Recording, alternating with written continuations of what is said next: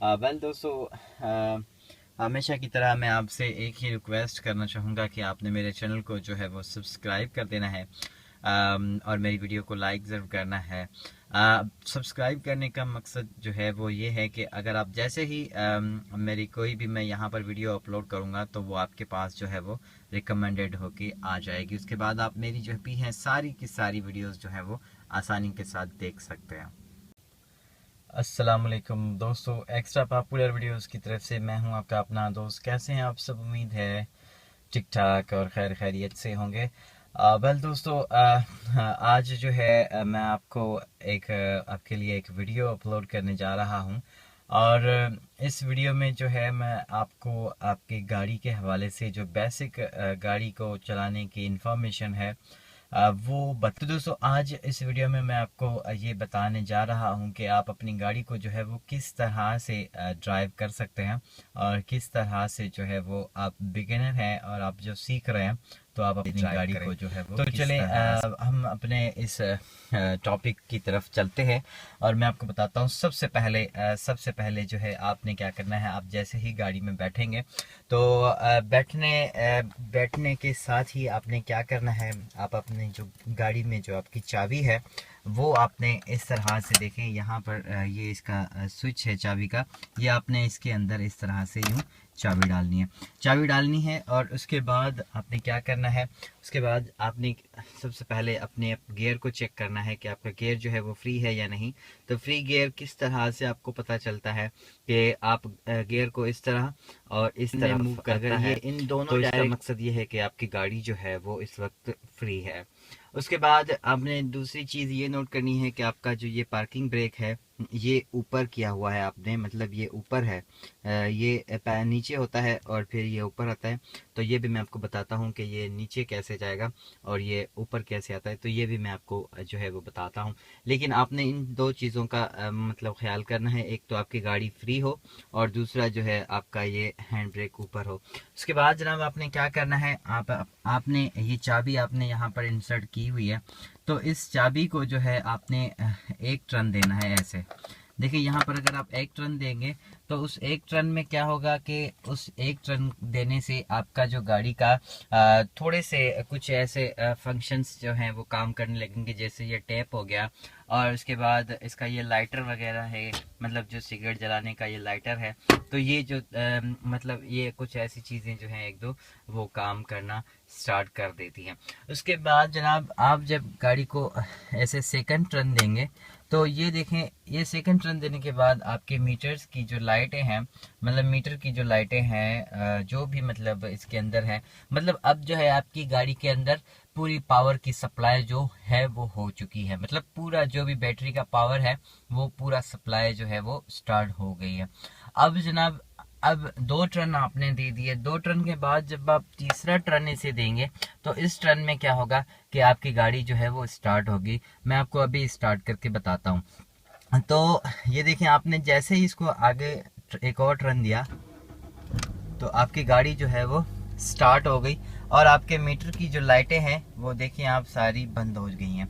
और यहाँ पर ये देखें, ये यहाँ पर ये एक ये लाइट जो इंडिकेशन दे रही है, ये लाइट जो है ये सीट बेल्ट की लाइट है। और ये जो लाइट है, ये आप इस लाइट को देखें, ये जो लाइट है ये hand brake means parking brake, ये जो ये ऊपर किया हुआ है हमने, ये इसकी लाइट है।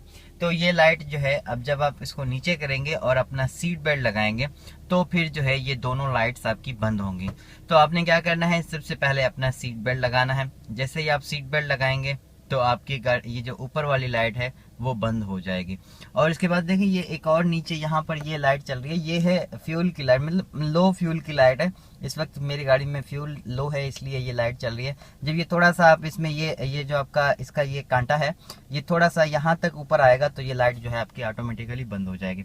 उसके बाद ये जो ऊपर आप दूसरी लाइट देख रहे हैं हैंड ब्रेक की, जब आप गाड़ी को, मैं आपको बताता हूँ कि जब आप गियर में डाल के ये हैंड ब्रेक को नीचे करेंगे तो आपकी जो है वो लाइट ये जो है ये लाइट। अब जनाब आपने क्या करना है, आपने ये देखिए गाड़ी आपकी स्टार्ट है और स्टार्ट गाड़ी में आपने क्या करना है कि ये आपने ये देखिए यहाँ पर मैं आपको बता देता हूँ, ये तीन चीज़ें हैं यहाँ पर। ये जो है ये एक्सीलेटर है और ये जो है ये ब्रेक है, और ये जो लेफ्ट पर है ये क्लच है।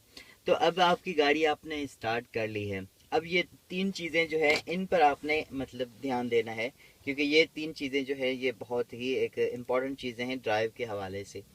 तो अब देखें, ये आपका राइट पाँव जो है, ये आपका राइट पाँव आप एक्सीलरेटर और ब्रेक के लिए इस्तेमाल करें। ये इस तरह से, जब ब्रेक की ज़रूरत हो तो आप ये पाँव इस तरफ ले आएँ, अगर एक्सीलरेटर देना हो तो आप ये पाँव यहाँ पर इस्तेमाल करें, और लेफ़्ट पाँव जो है आपका वो आप क्लच के लिए इस्तेमाल करें। देखिए अब आपकी गाड़ी स्टार्ट है, और अब आपने क्या करना है, गाड़ी को चलाना है आगे। तो सबसे पहले आपने क्या करना है, आपने इस क्लच को पूरे एंड तक दबाना है, पूरे एंड तक आपने दबाया। उसके बाद जनाब एंड तक दबाने के बाद ये देखें गियर आपका, इस गियर के ऊपर लिखा हुआ है 1 2 3 4 5, ये 5 गियर इसमें है। ये डबल टॉप गाड़ी है, कुछ गाड़ियां ऐसी होती हैं जिनमें 4 गियर होते हैं, लेकिन इस गाड़ी में ये मतलब इसमें जो है वो 5 गियर हैं। तो मैं आपको बताता हूँ अब कि अपने पहला गियर जो है वो किस तरह से लगाना है। अब आपने क्या करना है, ये आपका सेंटर में ये गियर जो है वो रुका हुआ है। अब आपने क्या करना है, इसे लेफ्ट साइड पर जो है इस तरह से पुश करके इसे आगे की तरफ यूं करना है। आगे की तरफ आपने जैसे ही इसको मतलब पुश किया तो आपकी गाड़ी जो है वो फर्स्ट गियर में लग गई। फर्स्ट गियर में लगने के बाद क्या हुआ, आपका पाँव जो है वो क्लच पर होना चाहिए, और आप एक्सीलेटर जो है, अभी आप इस वक्त एक्सीलेटर ना दें, क्योंकि अब आपको एक्सीलेटर की जरूरत पड़ेगी, क्योंकि अब आपने क्या करना है, अब आपने गाड़ी को चलाना है। तो अब आप करेंगे ये, सबसे पहले आपने गियर लगाया, आपकी क्लच दबी हुई है। उसके बाद आपने क्या करना है, हैंड ब्रेक जो है आपका ये ऊपर, मैंने आपको बताया कि ऊपर था, इसे आपने क्या करना है, थोड़ा सा ऊपर की तरफ करके इस बटन को दबा के इसे आपने यूं नीचे करना है। ये जैसे आपने ये नीचे किया, आपकी मीटर की लाइट बंद हो गई। देखें सीट बेल्ट और मीटर की दोनों लाइटें बंद हो गई, क्योंकि सीट बेल्ट भी लग गया और आपका जो है वो हैंड ब्रेक भी नीचे हो गया, तो ये लाइटें आपकी दोनों बंद हो गई। उसके बाद आपने क्या करना है, गियर भी लग गया, आपका हैंड ब्रेक भी नीचे हो गया।